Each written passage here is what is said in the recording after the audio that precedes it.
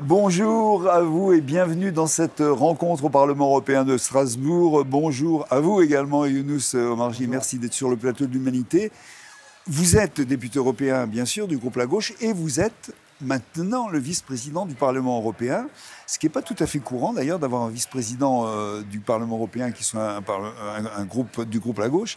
Mais j'allais dire, comme ça, juste une petite impression, ça change votre regard sur le Parlement, d'avoir devant vous tout le monde, d'être obligé de sentir un peu ce qui se passe à droite et à gauche, d'écouter, de supposer, de donner la parole ou pas, etc. Ça change votre vision du Parlement ?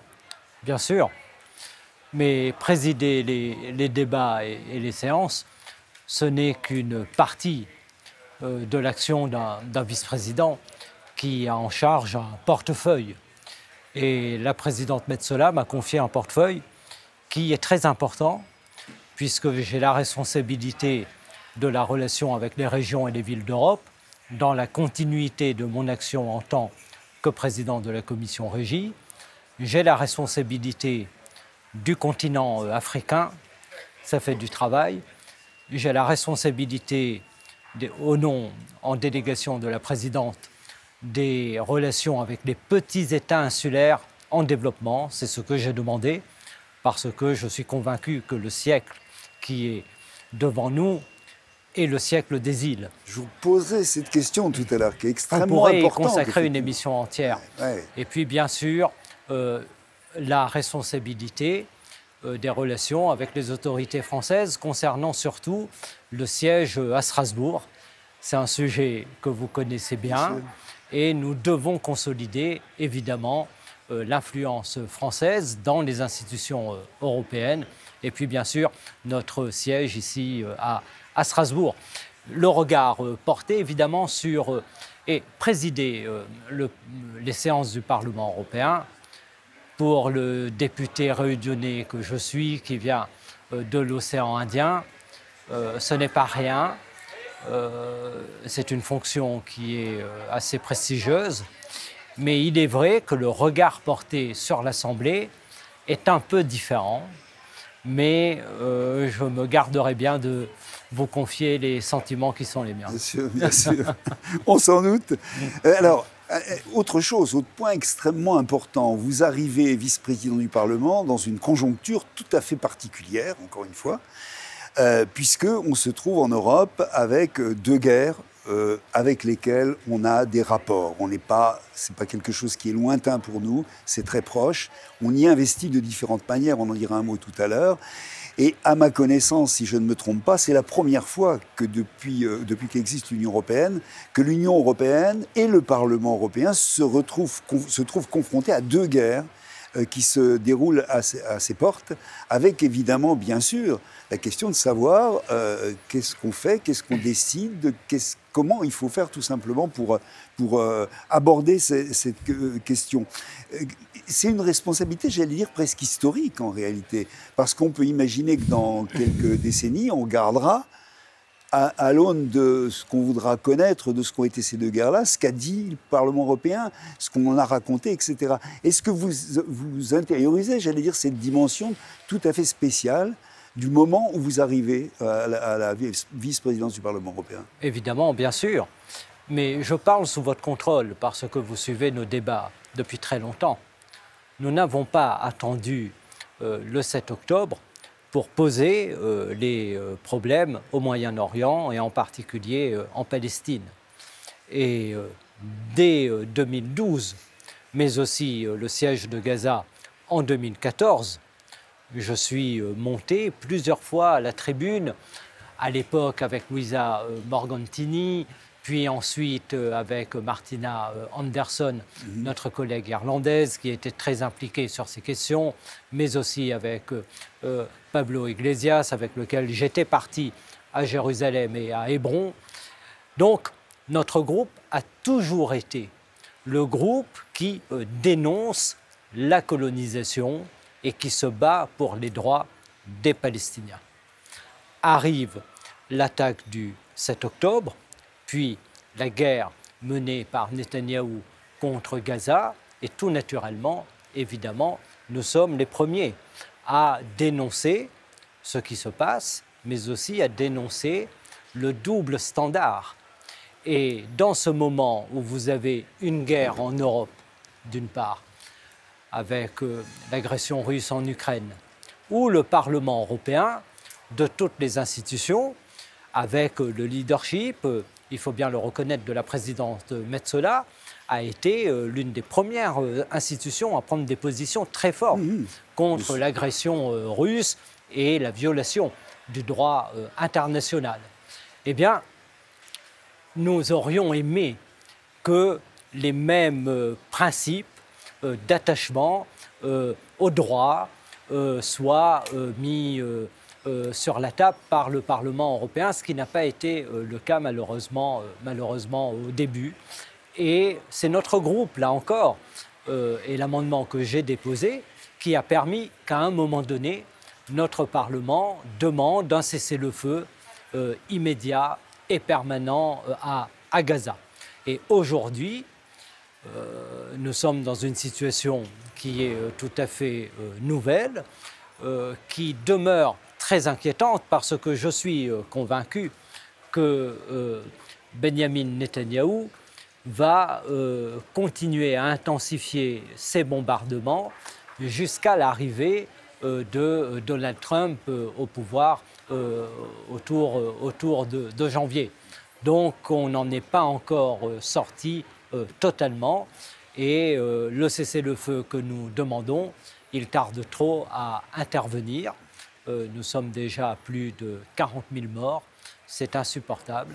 C'est insupportable dans un monde qui se dit civilisé. Et pour l'Ukraine, évidemment, là encore, il faut espérer que les conditions soient enfin réunies pour que nous puissions aller vers une négociation, que nous puissions aller vers la paix, mais dans le respect, évidemment, du droit des Ukrainiens à ce que leur intégrité territoriale soit garantie, mais surtout à ce qu'aucun accord ne soit noué sans que les Ukrainiens n'y prennent part. Je reviens sur, bien sûr, la Palestine-Gaza. Il y a juste en face, ici, en ce moment même, à quelques mètres d'ici, d'où on parle, à l'intérieur du Parlement européen, une manifestation de gens qui viennent défendre, soutenir le peuple palestinien dans l'épreuve qu'il est en train de connaître à l'heure actuelle.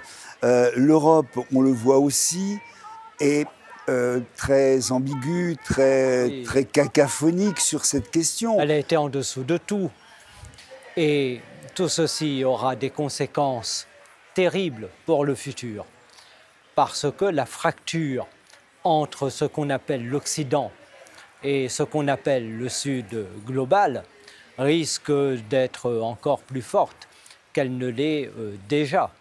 Et ce sont des générations et des générations de jeunes qui se trouvent dans le Sud qui risquent de nourrir des sentiments tout à fait hostiles vis-à-vis des Européens. Donc il faudra ensuite reconstruire cette relation. Ce sera particulièrement compliqué parce que chacun s'interroge sur les raisons profondes pour lesquelles la solidarité ne va pas vers les Palestiniens alors qu'ils sont victimes d'un génocide, alors que s'y accomplit des crimes de guerre et l'Europe qui se drape en permanence dans des principes vertueux, eh bien, elle les oublie très vite lorsqu'il s'agit des Palestiniens. J'avais donné une explication en disant qu'il ne faut pas s'étonner que ces puissances qui ont été quasiment toutes des puissances coloniales puissent se solidariser à ce point avec une puissance, un pays qui met en œuvre une colonisation. Et il y a là une solidarité de fait qui éclate au grand jour et c'est la honte pour l'Europe. Mais c'est notre honneur que dans ce Parlement européen, de faire entendre une voix. D'abord en direction des peuples européens, mais bien au-delà. Et ailleurs dans le monde, on observe ce qui se passe ici et on entend nos interventions. C'est ça quand on parle de responsabilité historique oui, maintenant. Exactement. Et on sait qu'il y a des forces européennes qui sont en solidarité pour les principes de justice, contre la colonisation et qui travaillent pour la paix. Et à l'extérieur, on voit que dans le Parlement européen, comme vous venez de le dire, il y a des mobilisations pour faire entendre aussi cette voix de résistance. Donc, c'est dans le Parlement européen que cela se fait. Ça tord un peu le cou à beaucoup d'idées en disant mais finalement aucune voix de solidarité ne peut être entendue, tout est interdit, on empêche les manifestations, etc. Cela n'est pas vrai.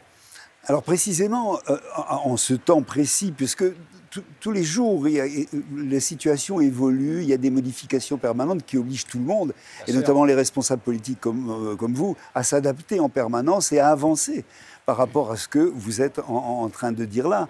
J'allais dire, qu'est-ce qui pourrait être fait ? Vu effectivement cette cacophonie aussi donc, que vous décliniez des pays européens, on voit ce qui se passe par exemple avec la décision de la Cour internationale de justice de lancer un mandat d'arrêt contre Netanyahou, son ancien ministre, etc. On voit aussi combien les pays sont déchirés, personne n'est d'accord, etc. Est-ce qu'il y a des initiatives à prendre au niveau du Parlement européen, dans la foulée de ce que vous disiez il y a quelques secondes, qui pourraient permettre d'avancer par rapport à ce qu'on a l'impression d'être un point de butée sur lequel on vous avez bien vu qu'il y a une forme d'impuissance. Mais cette impuissance, elle est créée par nous-mêmes. Parce que ce que nous pouvons faire, c'est-à-dire cesser immédiatement de livrer des armes en Israël, en réalité, cette décision n'a pas été prise par l'ensemble des pays européens. La dénonciation de l'accord d'association et d'une série de partenariats économiques avec Israël, cette décision n'a pas été prise. Mais pour autant, l'une des clés pour que le conflit cesse est non pas à Bruxelles ou à Strasbourg, mais à Washington. Et ce sont les Américains qui détiennent une bonne partie de la possibilité d'amener le gouvernement de Netanyahou à arrêter cette guerre. Sauf que l'élection de Donald Trump est une incitation pour le moment pour Benjamin Netanyahou de continuer. Ce qui est positif, c'est la décision de mettre un terme à la guerre contre le Liban. Donc, dans ce contexte extrêmement sombre, il y a là une voie, effectivement, pour espérer des lendemains un peu meilleurs, en tout cas pour le peuple libanais. Et nous devons en permanence réaffirmer notre pleine solidarité avec le peuple libanais, qui est un peuple ami des Français en particulier. Et je trouve que les voix, dans le moment où Beyrouth Sud a été bombardée de manière extrêmement intense, dans ce moment où les Libanais sont excessivement inquiets chaque jour qui passe, je trouve que les voix françaises de solidarité ont été assez faibles. Et cela aussi aura des conséquences dans la relation entre le Liban et la France demain. Donc, Ukraine, Palestine, Liban, Gaza, on sent bien dans ce qu'on est en train de dire, le besoin de paix. Ce besoin de paix qui n'a pas besoin finalement d'être affirmé autrement que ce qu'il est, c'est-à-dire le besoin de paix. C'est-à-dire qu'il n'y a pas besoin de raison particulière, on le fixe comme un impératif. Est-ce que ce désir de paix, vous le ressentez, vous, à l'intérieur du Parlement européen ? En tout cas, ce que je constate, c'est que jamais la paix, ce besoin de paix, comme vous le dites, ne doit devenir un gros mot. C'est une aspiration fondamentale, un marqueur très fort des sociétés civilisées. Bon. Et pendant toute cette période, on a un peu eu le sentiment que même le désir de paix pouvait apparaître comme étant un gros mot ou une demande qui appelle à du courage. Tout simplement parce que lorsque vous demandez la paix pour l'Ukraine, immédiatement, on vous fait le procès d'être un supporter de Vladimir Poutine, ce qui est absurde. Et pareillement, lorsque vous demandez la paix au Proche-Orient et à Gaza, on vous fait le procès infâme d'être un supporter du terrorisme ou de l'islamisme. Cela veut dire que nous sommes dans un temps de réaction globale, de régression, de perte des valeurs, d'affaiblissement des principes du droit international qui ont été construits autour de l'objectif de paix. Bien sûr. Et tous les traités d'ailleurs qui existent après la guerre froide vont vers l'objectif de paix. Et cela est en recul aujourd'hui. Nous entrons peut-être dans un monde où la violence, la force est en train de prendre le pas. On a ce sentiment. On a ce sentiment, il est extrêmement dangereux, il est très inquiétant, et c'est pourquoi il faut revenir au niveau global, peut-être à travers un sommet global pour la paix, et reprendre la marche sur tout ce qui concerne l'interdiction de certaines armes, la dénucléarisation, l'abaissement du nombre de missiles d'un côté comme de l'autre. Bref, reprendre l'ensemble de ces chantiers. Dans le Parlement européen, nous sommes les voix de la paix. Je ne pourrais pas dire qu'il y a des gens qui assument avec fierté la volonté de guerre et le désir de guerre. C'est déjà un point important. Mais pour autant, vous avez des positions qui font qu'on prend le chemin de la guerre. Et c'est ce qui nous sépare des autres.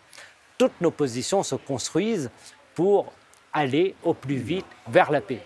Et pour d'autres, ce sont des positions qui, de mon point de vue, peuvent conduire à une accélération dans l'intensification des tensions, des conflits et peut-être d'une guerre généralisée, ce qui doit être absolument évité. Donc les discours et les positions qui sont prises par le Parlement européen, pour le coup, sont extrêmement importantes. Et je l'ai dit avec beaucoup de tristesse, mais si on avait écouté depuis 10 ans les députés européens dans leur emportement, il y a bien longtemps qu'on aurait été dans une guerre généralisée en Europe. Donc il faut garder du sang-froid. Heureusement qu'il y a des diplomates, heureusement que la diplomatie reste à l'œuvre et il faut qu'elle s'intensifie et qu'on croie dans les processus de négociation politique. Il n'y a pas d'autre moyen que de sortir des guerres qui traversent le monde. On parle de l'Ukraine et de Gaza, mais vous avez aussi des guerres en Afrique. Aujourd'hui, je pense en particulier en République démocratique du Congo et dans d'autres pays. Vous rappeliez tout à l'heure votre engagement au service dans la promotion des régions, notamment des régions insulaires, de l'Afrique, vous venez encore à l'instant d'en reparler. J'allais dire, en quoi ces endroits particuliers qu'on oublie, que personne ne connaît réellement, ou même les régions dans la grande politique, ça devient un peu secondaire, en quoi justement elles sont, j'allais dire, une métonymie, en tous les cas un point où se posent tous les problèmes du monde à l'heure actuelle, et un point à partir duquel il est important de réfléchir à tout ce qu'on est en train de dire là, et qui est grave. Mais partout, en réalité, partout se posent tous les problèmes du monde. Et les problèmes du monde sont concentrés partout. Tout se combine, à toutes les échelles, à tous les niveaux. Donc c'est un peu bateau aujourd'hui de dire que l'ensemble des défis planétaires se concentrent dans les régions. C'est vrai, l'ensemble des défis planétaires se concentrent dans les régions, l'ensemble des défis planétaires se concentrent dans les villes. Partout, il faut régler les problèmes d'accès au logement. Partout, il faut faire face à la révolution démographique. Partout, il faut faire face à l'objectif à la lutte contre le réchauffement climatique et à la décarbonation des sociétés et des économies, à l'objectif d'autonomie énergétique.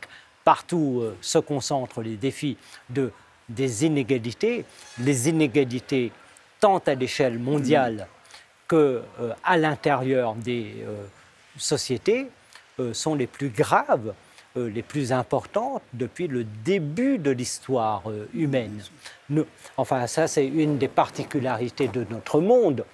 Nous sommes dans un monde qui jamais de toute l'histoire n'a accumulé autant de richesses et qui n'a créé autant d'inégalités. Et la finalité de notre action politique à nous, c'est toujours agir pour tendre vers cet idéal qui accompagne la paix d'ailleurs, d'égalité planétaire. Le jour où vous aurez l'égalité planétaire, alors le monde sera également en paix. Merci Younous Omarjee. On entend votre parole de vice-président du Parlement européen comme une parole de sage. Je vieillis. Oui. Merci beaucoup à vous. Merci. Et à bientôt sur le Place de l'Humanité, bien sûr. On continuera à être avec vous en essayant de s'arranger avec vos emplois du temps parce que vous en avez beaucoup. Merci à vous qui nous avez suivis. À très bientôt. Au revoir.